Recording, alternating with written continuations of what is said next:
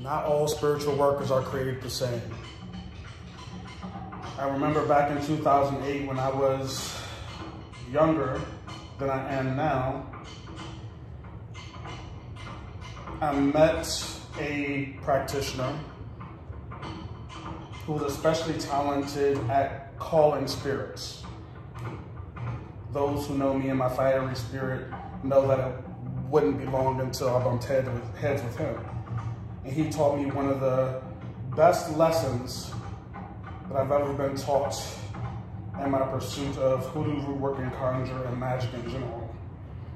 He taught me the power of a practitioner who could truly curse and who could truly send negative energy to someone and have it be effective.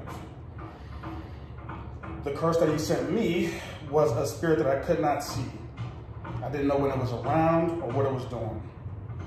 The first thing that it did was bust the windows out of my car while I was driving. So it couldn't have been a person. This happened 3 times before I realized that something was wrong. That experience taught me how important protection work really is. From that day forward, I decided that I would make protection work something that I focused on. I believe that protection work is often overlooked by people who are new to work because it doesn't yield immediate results like money drawing or love drawing work. You can't necessarily see the results. You know it by what doesn't. Who know me know that I work with both hands. They know that I curse and I bless. That means that I know both sides of the coin and I know what to look for. My advice on how to avoid negative workings is to cover 3 main areas of your life. That's going to be your person. You should be wearing protection charms. Your home.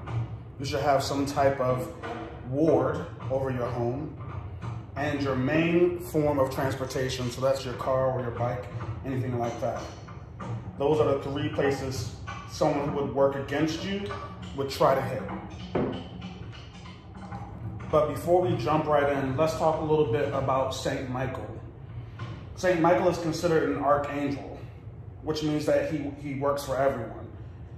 Archangels and angels in general do not belong to any one tradition or one spiritual practice. They belong to everyone. Anyone can use them. And a lot of metaphysical books, occult studies, and texts talk about the powers of the angels. To begin working with Saint Michael, all you really have to do is begin to pray to him, and he'll hear your prayers.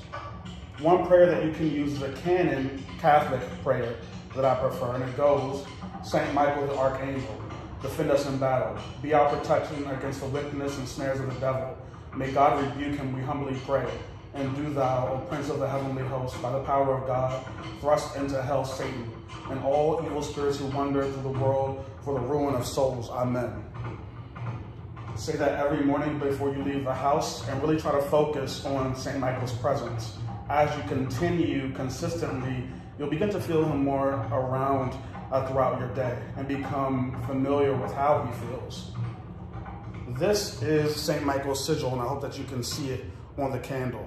I use it in a lot of different places. I use it wherever I feel like I need protection. I draw it above my doorways. I put it in my wallet and in my shoes. Saint Michael in biblical text was sent from God to defeat Satan. And so he has a very warlike spirit, a very general's presence. Building a relationship with a spirit will only empower your work, and it'll help cover any blind spots. Like I said previously, there are 3 main places that you really want to watch your back when it comes to cursing and negative energy. Yourself, your home, and your vehicle.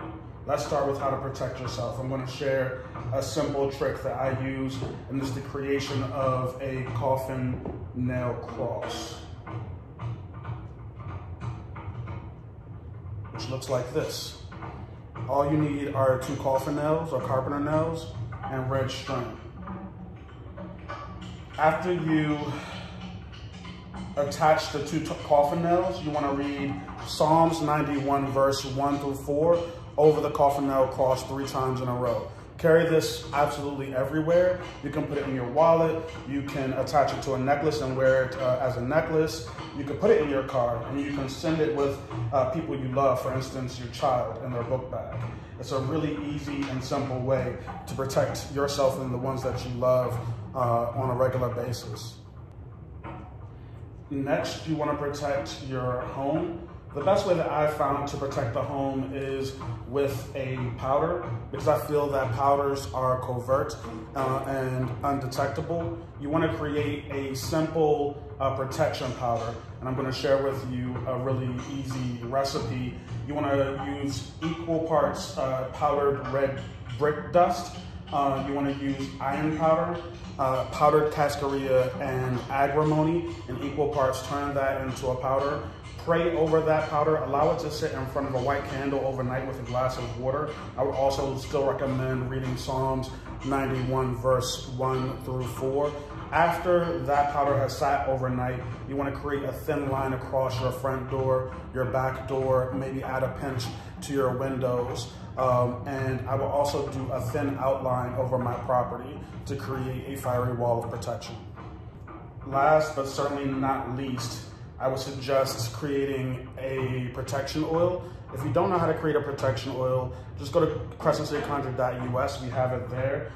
It's similar ingredients as the protection powder that I told you about, but it has a couple of more. Alkanet is a natural dye, and that's where this gets its red color from. There's no food dye or artificial dye in the oil.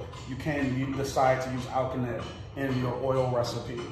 After your oil recipe is done, you want to create St. Michael's sigil on the wheels of your vehicle or on the bottom of your shoes, if that's how you get around.